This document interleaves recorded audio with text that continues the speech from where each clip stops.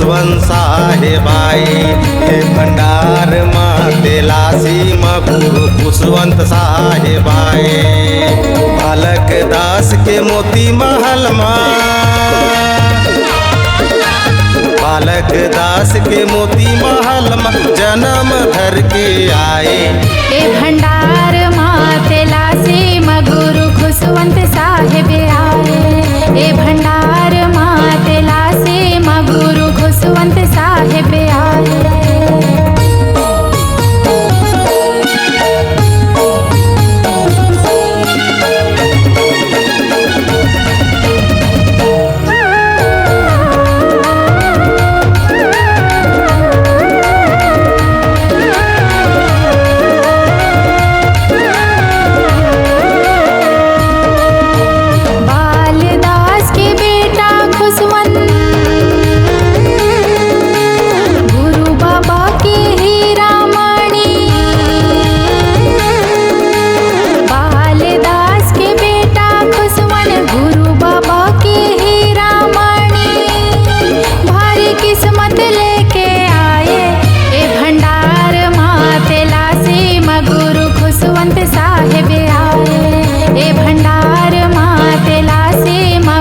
खुशवंत साहेब आए।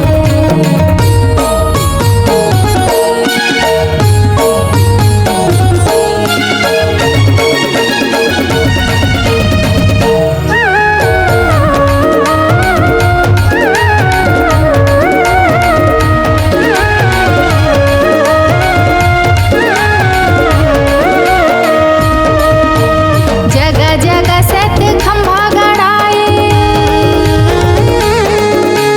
गुरु बाबा के नाम चलाए। जगह जगह सत खंभा गड़ाए, गुरु बाबा के नाम चलाए। पूरा छत्तीसगढ़ में छाए। ए भंडार माते लासी गुरु खुशवंत साहेब आए। ए भंडार माते लासी गुरु खुशवंत साहेब